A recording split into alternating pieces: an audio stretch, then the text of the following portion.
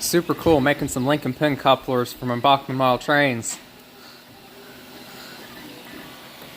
Guy on Thingiverse, and we'll put inside of the comments his plans.